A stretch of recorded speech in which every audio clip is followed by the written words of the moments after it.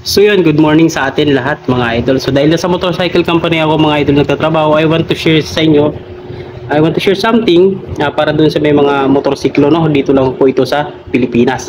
Okay, so paano nga ba natin malalaman mga idol kung expired na yung rehistro ng ating motorsiklo o hindi pa?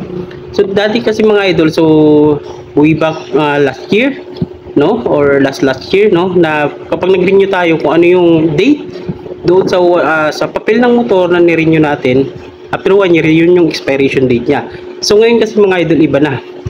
So ito na yung bagong implementation ng LTO. So sample na lang natin mga idol this year. So halimbawa ito yung plate number natin. Sample lang ito mga idol ha.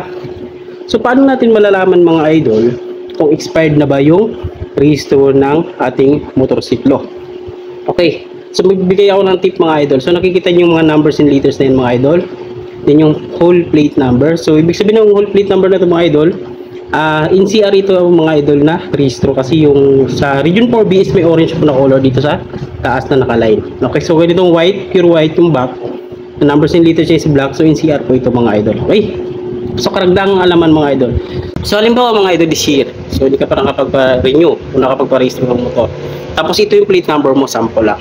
So paano natin malalaman mga idol kung expired na ba ito? Okay, so para malaman natin mga idol, share ko sa inyo kung paano siya malalaman. Right. So ito mga idol, yung last number sa tatlo na ito, so ito yung nag-i-indicate po siya ng months. So 7 ibig sabihin July. So halimbawa mga idol, ito yung plate number ng motor mo, then hindi ka pa nakakapag-renew this year, so ibig sabihin expired na po yung plate number natin dahil July pa po ito, kasi yung 7 na ito mga idol sa last 3 numbers na ito is ito yung nag-indicate ng months kung kailan siya mag-expire. Okay, so July ibig sabihin kung October na tayo, expired na ito. Then ito naman yung second to the last number mga idol, nag-indicate ng week kung kailan tayo, kung anong week siya mag-expire. So ibig sabihin July 7. So may bracketing kasi ito mga idol eh. 1, 2, 3 na number dito sa second to the last, first week of the month yan. 1, 2, 3, 4, 5, 6 mga idol is second week of the month siya mag-expire.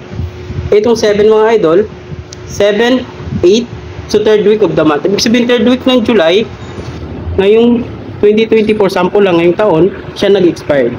So yung 9 at 10 na nakalagay dito mga idol, indicate yan ng last week of the month. So itong 7, pasok siya sa bracket ng third week of the month. Ibig sabihin nag-expire dito mga idol, sample lang, no?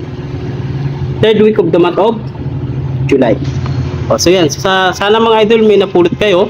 So ibig sabihin kung ito yung plate number mo, kailangan mo na mag-renew. So, kapag nakapag-renew tayo mga idol, ang expiration yan next year July, third week of July. So yun lang mga idol, sana may napulot kayo kaalaman. And kung may gusto kayong mga katanungan mga idol dahil nasa motorcycle company po ako, comment lang po kayo dyan sa baba para magawan po natin ng video at para na rin doon sa mga hindi pa alam. So gagawa tayo ng mga tips at mga dagdagang informasyon. So basta about sa motor lang mga idol, no? Kasi mga motor yung binibenta namin. Huwag lang mga 4 wheels. Okay? So hindi ka pa nakapag-follow mga idol, please follow. Let's go.